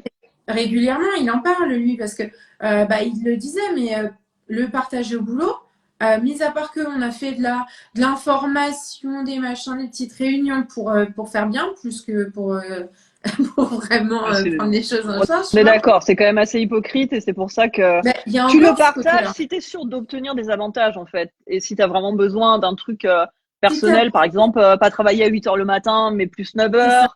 heures. Mais Mais que ce faut soit savoir que... que Mais faut... ce soit pour un trouble Ouais, enfin, pour une neurodiversité ou que ce soit pour un handicap physique ou une ouais. maladie chronique, en fait. Mais c'est pareil, Si tu as parce qu'il faut besoin que savoir que ton poste ton soit public, adapté, ton public connaîtra pas en fait de toute façon ce que tu as. Donc même si la direction est plutôt favorable à ce que tu mettes des choses en entreprise parce qu'ils n'ont pas le choix quand tu as le statut que de s'y adapter, ils vont essayer potentiellement. De toute façon, tu auras tous les retours des collègues qui vont pas comprendre pourquoi toi des avantages ou pas, qui vont pas comprendre de tout ce qui sort du handicap invisible, que ce soit du coup de la maladie chronique ou de la neurodiversité. Donc c'est vrai qu'il faut quand même peser le pour et le contre. Tu peux peut-être juste en parler à la hiérarchie pour avoir voilà des c'est ça. facilités si tu penses que Au c'est possible. service RH, si vraiment tu as besoin d'une reconnaissance de travailleur handicapé parce que c'est indispensable pour. Mais voilà, faire une réunion avec toute l'entreprise et exposer le truc en mode Faut je fais mon. réfléchir quand même, ouais. Et en fait, Déjà, on va t'appeler l'autiste ou l'handicapé pour les 20 prochaines années. Tu vois, on va jamais plus t'appeler par ton nom ou ton prénom si tu fais ça. Non, en vrai, et pour moi, ça reste quand même assez hypocrite, hein. Je l'ai dit à mes 2 derniers employeurs et honnêtement, ça m'a pas vraiment servi, quoi. Alors, ça m'a pas desservi parce que j'étais dans des entreprises cool, du coup, dans l'enseignement, etc. Mais ça m'a pas servi, hein. non, mais et c'est ça. Et c'est moi j'ai hésité, tu vois, à un moment donné, je savais que je pouvais demander par exemple un tiers-temps quand je passais ma certif de coach, parce qu'à Mm. ce moment-là, les douleurs physiques, elles étaient vraiment insupportables. Mais en fait, je l'ai pas fait parce que je suis allée voir, je me suis dit, ok, en fait, il laisse le temps de faire les choses, donc ça me servirait pas Oui, à t'avais pas grand-chose. besoin là, ouais. Et comme j'étais libre en termes d'adaptation au niveau du timing, j'ai pas vu la nécessité de dire il faut un truc adapté. Pourtant, elle le proposait d'office. C'est vrai que quand on reçoit les diagnostics, moi j'ai eu ce moment du coup choc du diagnostic. T'as envie de le dire à tout le monde. Je pense qu'il y a une forme aussi là-dedans d'avoir besoin de reconnaître que ça va, que c'est pas grave et que les gens te regardent comme avant en fait, tu vois. Donc c'est vrai quand je rencontrais quelqu'un ou quoi, j'allais pratiquement directement sur le truc. Aujourd'hui, j'ai tellement honte, je me dis, t'imagines, je rencontre quelqu'un dans la rue, on partage, on boit un verre et tout, et je lui balance mon autisme dans la gueule. Mais c'est vrai qu'on avait besoin en fait de comprendre que genre ça va, c'est normal. Aujourd'hui, je le dis plus parce que tu te rends compte qu'en fait, au niveau familial, c'est chaud. Alors moi, j'ai pas trop eu ce problème parce que j'ai pas vraiment de notion familiale, mais euh, t'as entre les gens qui vont te dire ah oui, mais alors du coup, quand t'étais petit, t'as réagi comme ça. Ah mais d'accord, on comprend, c'est l'autisme. Ah mais quand t'étais ado, t'as fait ça. Ah ta réaction était chelou. Bah ouais, mais t'es autiste. Et en vrai, toi t'es dans ta tête, t'es là. Mais non. Alors ma réaction quand j'étais enfant, elle était comme ça parce que je vivais dans un milieu hyper compliqué. J'ai ma réaction d'ado à ce moment-là, en fait, voilà, tu m'as dit un truc qui était pas cool du tout. Donc oui, j'ai une réaction un peu chelou, mais ça n'avait rien à voir avec mon autisme. C'était, tu vois, en fait, les gens vont assez rapidement sans servir d'excuses et ça va être hyper pratique. Alors tu vois, moi, multi-étiquette, c'est un bonheur. C'est-à-dire que tu peux choisir dans quelle catégorie tu vas aller foutre ton excuse pour être J'imagine. tranquille. Non, mais Il y c'est a un toujours une enfer. bonne excuse pour Mais pas c'est se un remettre en question. enfer. Mais c'est ça. Et donc zéro remise en question. Et toi, tu deviens fou. Forcément, tu finis hystérique et tu te dis ouais, non, mais là, ça va pas le faire. Donc faut faire hyper attention quand même à la façon dont on va l'aborder. Et puis, est-ce qu'on doit vraiment le dire ou pas? Moi aujourd'hui, je suis célibataire. Je me dis, si un jour je rencontre quelqu'un, comment tu abordes le sujet en fait? Tu vois, tu vas pas arriver avec ton truc sur la table, salut, apparemment mes étiquettes aujourd'hui ça commence à faire un peu boule de neige, tu vois. C'est chaud, Attends, quoi. bouge pas, je te sors mon sac à dos, on va éplucher ça ensemble. Non, mais et C'est en fait, c'est horrible. ça. Moi, j'ai vraiment ce truc-là de me dire, est-ce que ça. Tu vois, ça vient dans la discussion. On parle de ci, de ça. Oui, bah en fait, et même les gens que je ressens en coaching, je leur dis pas dès le début, dis-moi si t'es HPI, Ouais. TDAH, Ah, ouais, ouais. j'en ai rien. Ouais, En fait, pour moi, tu leur laisses j'en ai le rien à temps. faire. Oui, mais oui, tu t'en fous. De toute façon, tu les prends de manière individuelle. Donc, Et quel que en soit fait, on le. adapte au fonctionnement de la personne. Moi, j'ai juste besoin de savoir si c'est OK ou si c'est pas OK, Ouais. ce qu'on a mis en place. Et pour le reste, c'est vrai que même toi, je t'ai pas. Enfin, quand on a fait le coaching ensemble, c'est pas un des premiers trucs, tu vois. Non, mais tu le On savais n'a parce pas que j'en parlais accès. sur les réseaux, du coup, mais c'est pas, tu t'es pas servi de Ben ça, quoi. et en fait, c'est ça, c'est est-ce que ça va servir? Est-ce que ça va Ouais, risquer de me desservir? ouais, Euh, complètement. et j'aime bien dans le livre de Chloé Romenga, elle en parle à un moment donné de ce côté où tu as le diagnostic et en fait tu te nourris, tu vas lire de partout, faut que tu saches tout. Et puis tu as un moment Mode où tu n'es d'emploi, pas mode rassasié, d'emploi.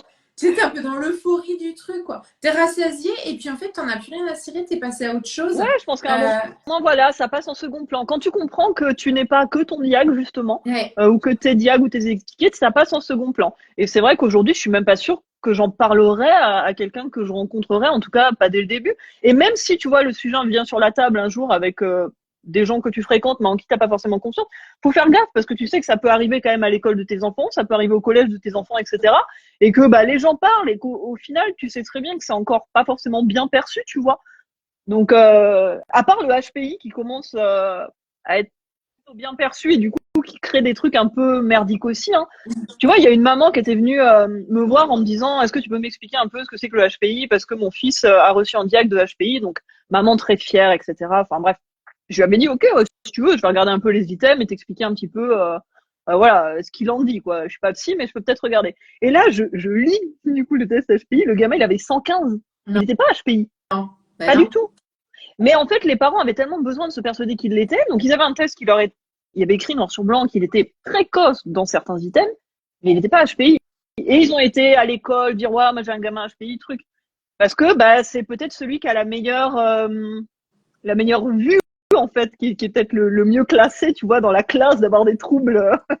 Ouais, Donc en au fait, final, c'est c'est pas. expliqué, tu vois, plutôt que. Mais, et c'est ça ce qui est hyper important, c'est d'aller chez quelqu'un qui va être capable de t'expliquer au-delà du chiffre, au-delà des items, Les quel est, besoins de voilà, quelles sont l'enfant. les choses que tu peux mettre en place pour te sentir mieux. Bah Parce ouais. que le gosse, il est peut-être pas HPI de façon générale, mais s'il a des facilités dans certains domaines et qu'il a un score assez élevé dans certains domaines, mais il y a des trucs.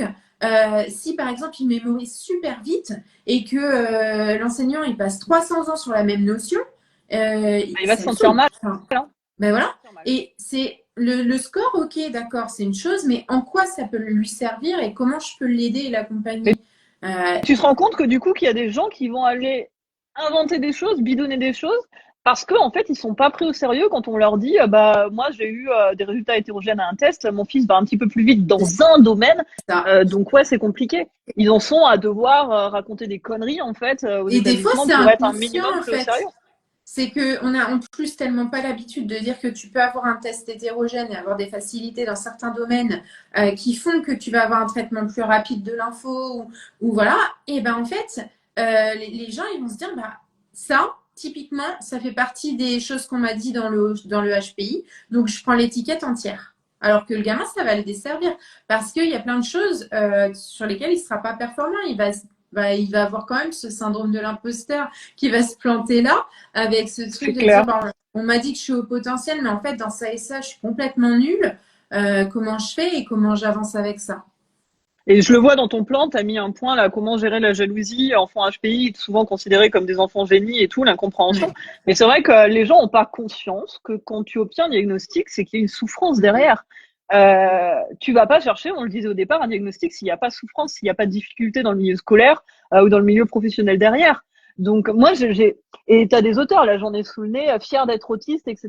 Je pense qu'on n'est pas fiers d'être autistes, on est fiers d'arriver à vivre dans un monde où c'est pas forcément fait pour, ou c'est pas forcément accepté. On est fier Ouais.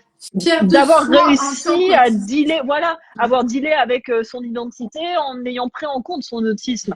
Mais c'est vrai que les gens ont l'impression, tu sais, moi quand je dis que je suis à la hache, les gens sont choqués de ouf. Oh là là, non mais attends, t'es payé pour rien foutre, mais pourtant t'as fait plein d'études, t'es hyper intelligent, le truc. T'es là, oui, mais attends, non mais justement, j'ai fait plein d'études. Tu crois qu'aujourd'hui c'est une fierté d'être à la hache et de pouvoir toucher, je sais pas, 4 ou 5 000 balles par mois, ce qui est censé être le cas avec mes études. Il y a Ouais. une espèce de jalousie parce que les gens ne voient que le côté potentiellement positif des troubles. Soit ce qu'on va mettre d'adaptation pour te faciliter la vie, euh, mais ils n'arrivent pas à voir que si on met des trucs en adaptation, c'est que toi, tu es dans une souffrance de ouf, en fait, et pour tout et n'importe quoi. Pas que quand tu sors faire les courses, tu es aussi en souffrance chez toi, tu vois. Mais moi, ce qui me poussait parfois à dire à des parents, quand j'étais dans l'éducation nationale, allez voir un psy, allez voir si votre enfant il n'est pas au potentiel, c'était les troubles au niveau des émotions. Cette espèce Ah ouais. d'immaturité émotionnelle qu'on retrouve chez beaucoup de HPI. Et de Les gosses, ils neurodivergents sont de manière générale. Hein. Ouais, mais les enfants, ils sont super au niveau des apprentissages, ils retiennent énormément, ils sont très en avance au niveau de leur faculté de langage, etc. C'est top du top, mais par contre, un enfant de 8 ans, il va avoir une régulation des émotions d'un enfant de 4 ans.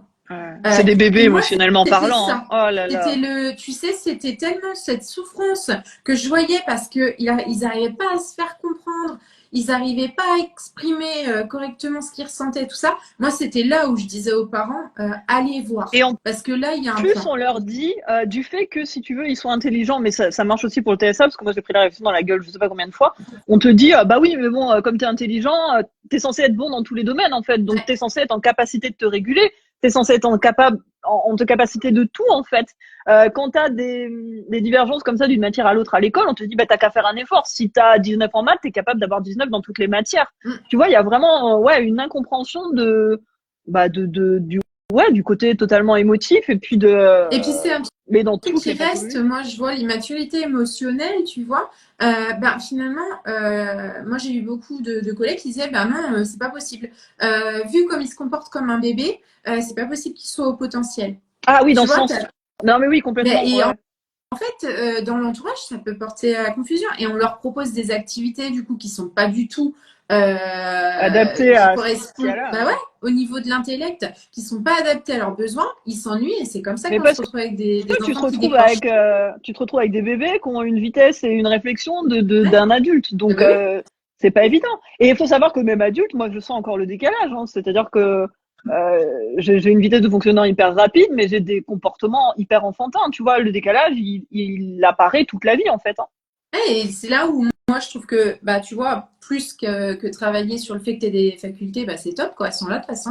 Mais par contre, travailler sur les lacunes que tu peux avoir, c'est là où ça va être hyper Bah important. ouais, Et, sur et l'immaturité émotionnelle, sur c'est Et clair. même, Hein. enfin, tu vois, et c'est là où, au fur et à mesure, ben, en devenant adulte, moi je trouve que c'est intéressant, c'est que, bah, tout à l'heure tu disais, parfois je ressens quasiment plus mon TSA, Mm. mais c'est aussi parce que autour de toi, dans ton environnement, tu as mis en place les choses de façon à ce que tu le ressentes pas toutes les 3 secondes. Il n'y a pas un warning, un truc qui vient se mettre en route, une Ouais, sonneuse c'est d'alarme, clair. tu vois. Parce que bah, tu adaptes ton environnement. Moi, je le vois, hein, tout ce qui me gêne au quotidien, je l'ai viré. Mais je pense que c'est la Donc, clé dans tous les troubles neuro, de toute façon. C'est essayer de voir si, d'un point de vue médical, si vraiment t'en ressens le besoin, il n'y a pas quelque chose, parce que je pense vraiment qu'il y a quelque chose à faire de ce côté-là. Pas sur tout au long de sa vie, parce que je suis pas pour une médication permanente, mais de temps en temps. Et l'équilibre, essayer ouais. de voir, ouais, d'un point de vue environnemental, ce que tu peux changer, ce que tu peux mettre en place, etc. Tu vois, aujourd'hui, je suis à la hache. Est-ce que ça veut dire que je retravaillerai jamais? Franchement, j'en sais rien, j'ai pas de réponse. On m'aurait dit ça il y a quelques années, j'aurais dit, bah, c'est bon, c'est juste un an et je vais retravailler. Aujourd'hui, je suis toujours pas en capacité. Toujours sur des questions d'autres diagnostics, ou d'ailleurs, on m'a encore proposé d'engager des diagnostics du côté de l'identité. J'ai dit non, parce que stop, parce que j'en ressens pas le besoin et que je veux juste euh, qu'on considère l'évolution potentielle en fait juste Ouais. d'un point de vue de la psychologie et pas forcément encore du diagnostic et du fonctionnement. Tu vois ce Ouais. que je veux dire? Ouais. Non, mais, je lisais aussi un petit commentaire. Béatrice nous dit, je dis que mon fils est autiste et payé pour l'être quand on me pose la question de ce qu'il fait dans la vie.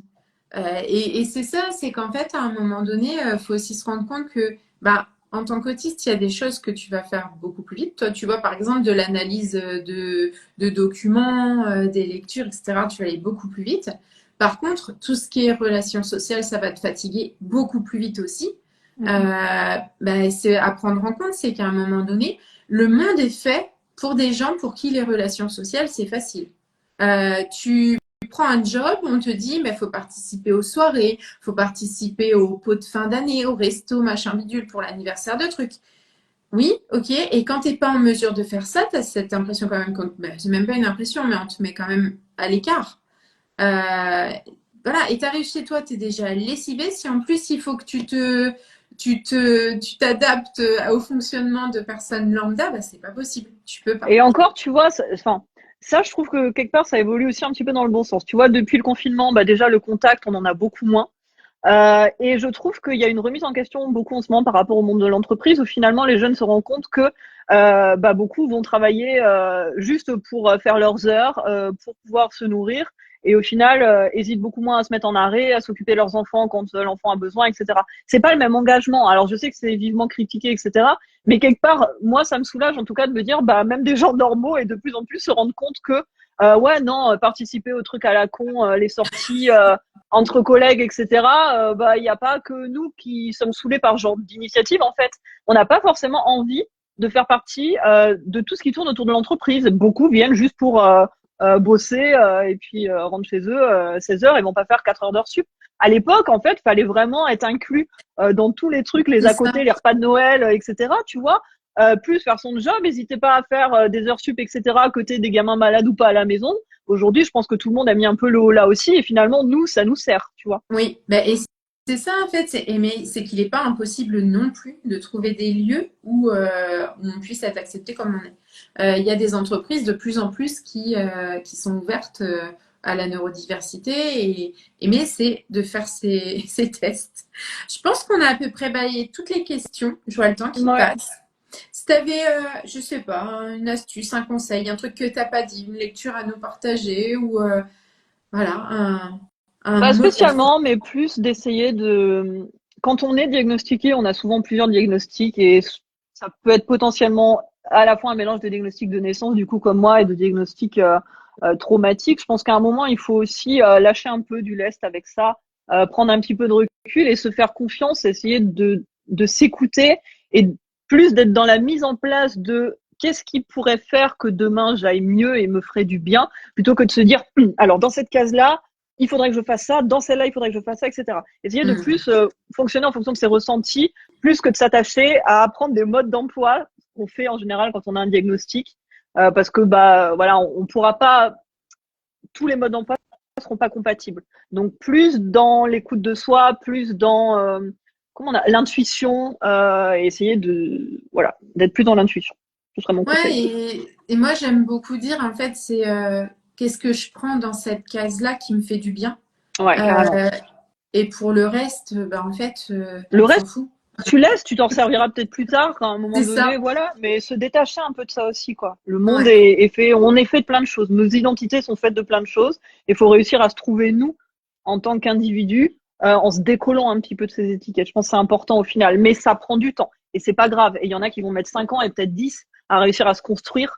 En ayant utilisé les morceaux d'étiquettes dont ils avaient besoin, une construction qui sera forcément vouée à évoluer aussi, mais c'est important voilà, de réussir aussi à prendre de la distance.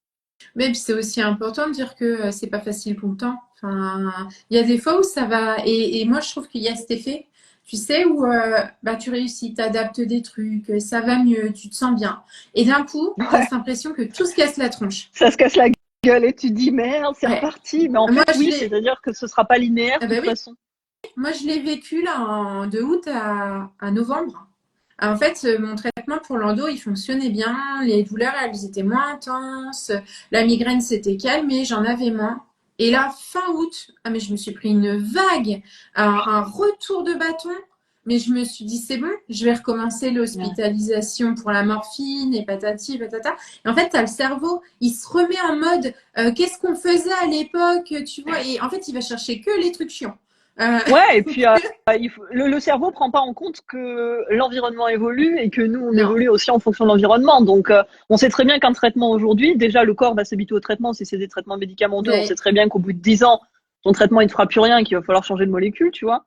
Et puis, bah, l'environnement va changer. Putain, moi, j'ai 36 ans. Dans 20 ans, c'est sûr que j'aurai pas les mêmes besoins qu'aujourd'hui, ni le même environnement, ni quoi que ce soit. Donc, évidemment que je serai obligée d'utiliser des morceaux différents de mes diagnostics pour m'adapter, tu vois. Ouais, et ouais, bah, c'est ça, impression de rechute par moment, une attaque de dyspraxie pour moi ou une attaque de sensibilité. Et Mais c'est c'est ça, OK, en fait. et oui, C'est normal, tu vois. mais moi je trouve que bah, en fait, personne n'en parle. Parce que tu culpabilises, tu te dis, ah, j'ai fait un truc Ouais. de travers, j'ai pas dû être bien dans les clous, tu vois, au niveau de tout ce que j'avais mis en place.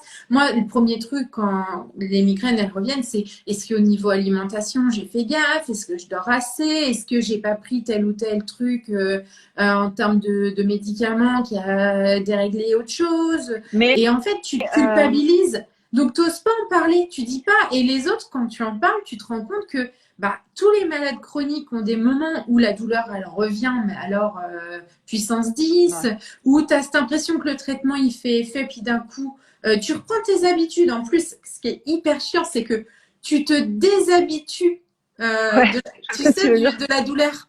Quand tu es habitué à la douleur, Tu bizarrement, la tu la tolères sens moins. vachement Ouais, plus. c'est ça. C'est très bizarre. Et quand tu as une période sans douleur et que la douleur, elle revient, tu es là en mode je vais pas survivre. C'est impossible. Qu'est-ce qui se passe? C'est comment je vais faire dans ma vie?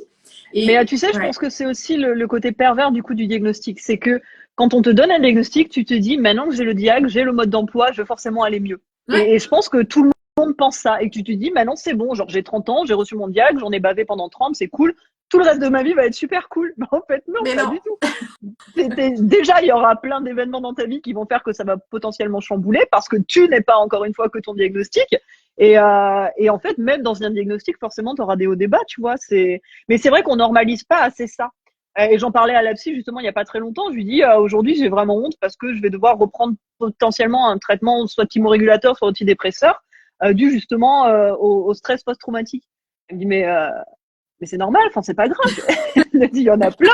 Elle me dit mais et alors vous allez prendre ça 6 mois peut-être et ça ira mieux. Mais elle dit il faut pas s'attendre à ce que sous prétexte qu'on ait résolu ou même un traumatisme, n'importe quel truc, ils reviennent pas à un moment dans ta vie, 30 ans plus tard, parce qu'il s'est passé un truc, revenir Ouais. te hanter pendant 1 ou 2 ans et que t'aies pas besoin de prendre quelque chose pour te filer un coup de main ou de remettre des choses en place dans ton environnement. Enfin, c'est normal. On a cette vision du monde où une fois que t'en as chié et que t'as enfin trouvé, c'est une piste, tu sais. Oui, mais C'est, non. ça y est, tu vas décoller, wouhou, et puis après, t'es pépère, corne de licorne, etc. Non, mais pas du tout, quoi. Mais Et oui, ouais. je suis d'accord avec toi, il faudrait normaliser le fait que même dans les diagnostics comme ça, parce qu'on oublie que diagnostic égale souffrance aussi, ou que diagnostic, on va au diagnostic à cause d'une souffrance, et que Hmm. ça va pas résoudre forcément tout. Non, c'est ça. Ouais, et moi, enfin, voilà, je voulais finir là-dessus sur le fait que c'est OK qu'il y ait des périodes où on a envie de tout plaquer, de se barrer. Complètement. C'est normal. C'est Tout pas va pour bien. autant qu'on le fait, Non, et mais puis même changer d'entourage, changer de boulot, bah ouais, il y a peut-être un moment, tu as besoin de changer d'entourage aussi, quoi. Peut-être que, mais voilà, c'est pas interdit, c'est pas grave, et faut ouais. vraiment s'écouter, et faut pas se mettre de barrière par rapport à ça, Mais quoi.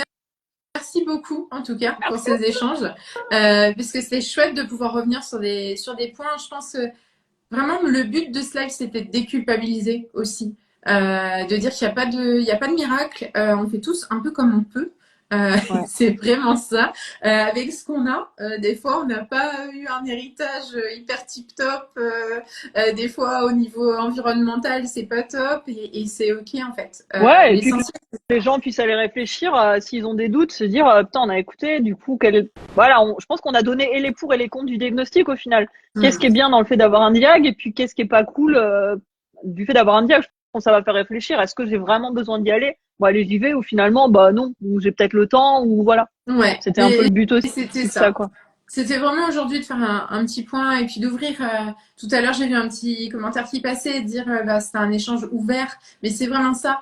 De se dire que personne, de toute façon, n'a une solution toute faite à apporter à quelqu'un, que ce soit du côté médical ou. Enfin, moi, je l'ai vu, hein, les médecins à chaque fois, c'était bah, on va tester ce Oui, truc, on va oui. essayer Ouais. ça.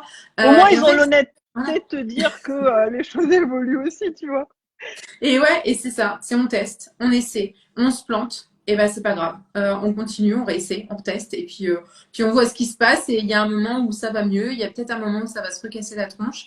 Et ben tant pis. Une fois qu'on l'a fait une fois, on peut le faire plusieurs fois en même temps. Donc voilà. Mais merci beaucoup. En tout cas, si vous nous avez écouté en live, merci à vous d'avoir été avec nous. Si vous avez écouté le replay, n'hésitez pas, comme je le disais au début de la vidéo, à mettre un petit commentaire sous la vidéo, à mettre un petit like parce que c'est vraiment ce qui fait qu'Instagram fait voyager les vidéos et c'est quand même top que des personnes qui en ont besoin puissent tomber dessus. Voilà, voilà. Je te Je vois te souhaite toujours une bonne pas. journée. Ben non, c'est pas grave. Ben, je te fais des bisous. Bisous. Bonne journée à Salut. tous. Merci.